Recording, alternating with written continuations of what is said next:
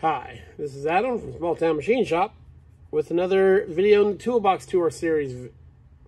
This is another machinist box we'll go through. It's early because I am slammed today, but I want to get this done. You guys might get another video later. And this box I'm going to go through because I want to reorganize the contents of this box. So let's see what I keep in here.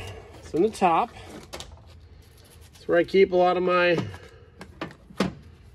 random books and charts. One for socket head cap screws.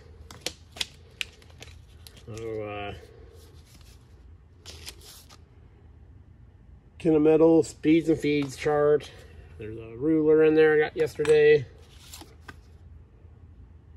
Another chart.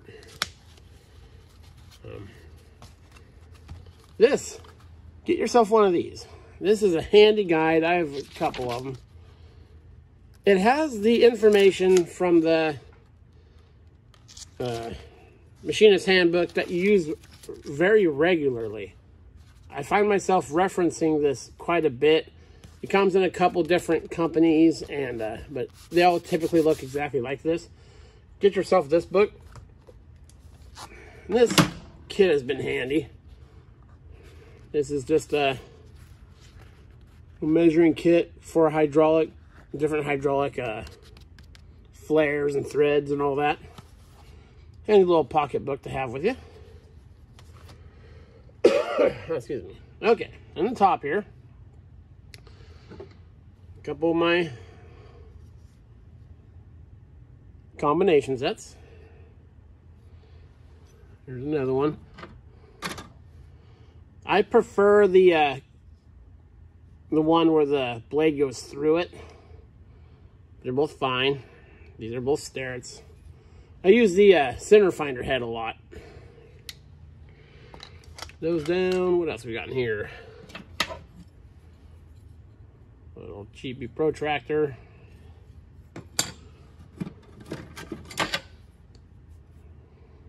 Big set of those. Here I keep these thread pitch gauges and hole, for bolts. This one is grooved, so you can line up the bolts there. These are just giveaways from my local nut and bolt supplier. A couple small squares. Again, I like these little Empire ones. And I've, held them up against my machinist squares, and they're spot on. So nothing wrong with these. Here's a older Empire one I just got yesterday, so I filed it away. And let's see what else we got. 12-inch rules, steel. There's an angled one for it's an Empire, made in USA. This long, flexible one comes in handy sometimes. So get yourself one of those. And those in there. That is, I'm not sure why that is in there. Then in here, this wooden box. You probably saw this in a video long ago. This is one of my precision levels. Starrett. Got the cross vial there. This is my main one I use for setting my machines up. And this box was actually not for it. It was, the name on the box was the name of the guy whose yard sale I got it at. So yeah, that's in. Let me put some of this stuff back in here real quick.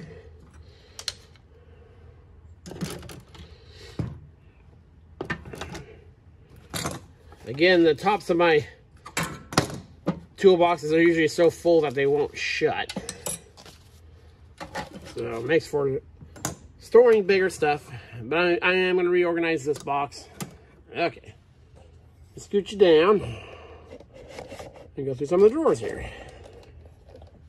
In this drawer, we have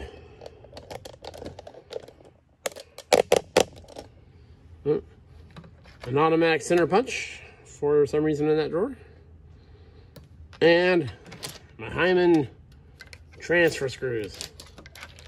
Nice set of those. I got those in one of those. I had a few of these, but I filled out the collection in one of those Toolbox yard sale finds. I use them quite a bit.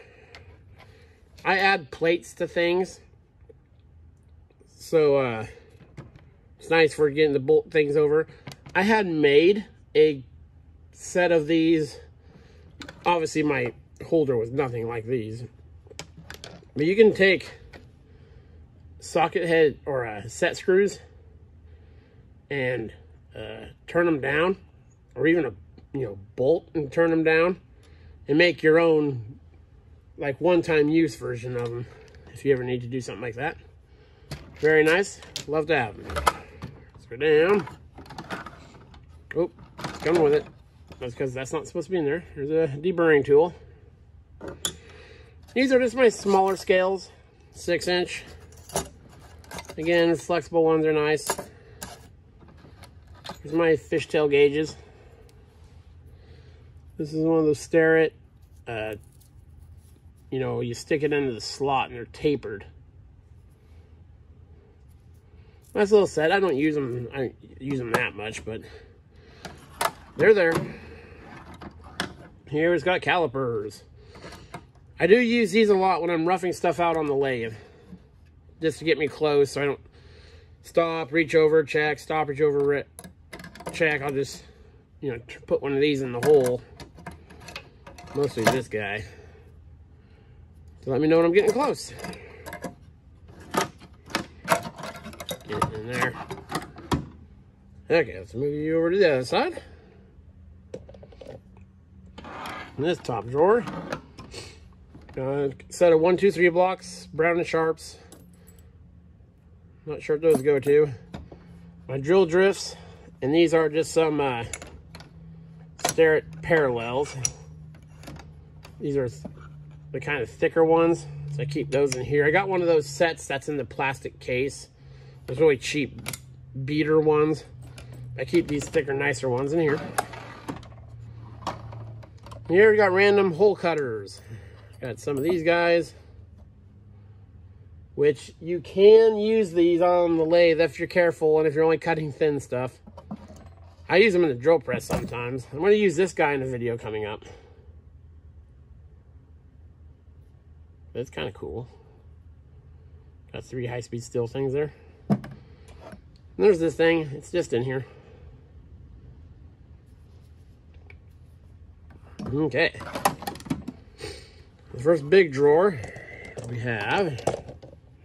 There's a tool missing out here. I loaned it to a buddy right now, so little Starrett machinist square. So that's in here. And this is my central. Where's the front? There's the front. Depth micrometer. The foam's kind of getting oily, but this is a good unit. I use it quite a bit. I like the case it's in. It's very tight fitting. That's my only depth micrometer. I don't, unless I get them like in a job lot or they're super cheap, I don't have a desire to have like 20 of these. It's just me in here. So if I have one that works, I don't actively seek out more just to have more. Seems like, nothing against it, people just like to hoard machinist tools as much as they can when, space is kind of at a premium in my shop here.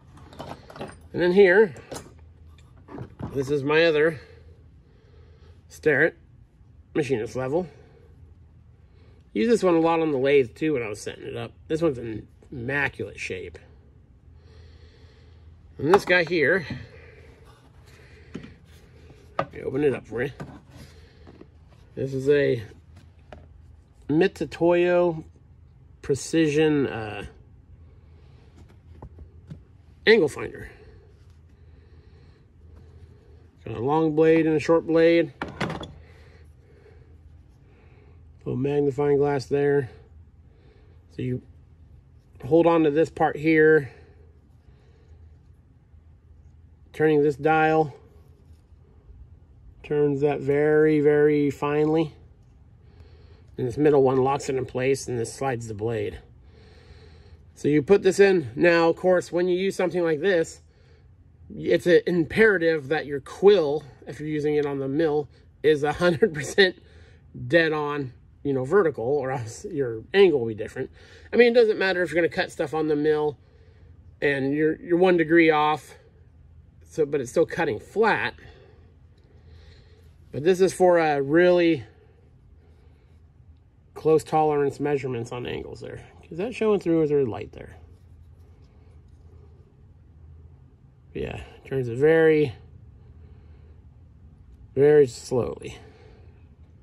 And this has come in handy for a lot of things. Actually, with the longer blade, you have to account for some droopage. But this is how I don't have a cylinder square. So this is how I realign the quill when I move the head on my milling machine, is by having that out and measuring with gauge blocks. And it gets me pretty much nuts on as far as for what I do. That's a handy tool for that. I traded somebody a one of those cylinder red smokers, you know, for like fish and chicken and stuff like that, for that. So willing to wheel and deal when I need to. So yeah, that is that box. So thank you for checking the video out. Again, there might be another video today because I have a million things to do. But yeah, this is Adam from Small Town Machine Shop. Please comment, like, and subscribe, and thanks for watching.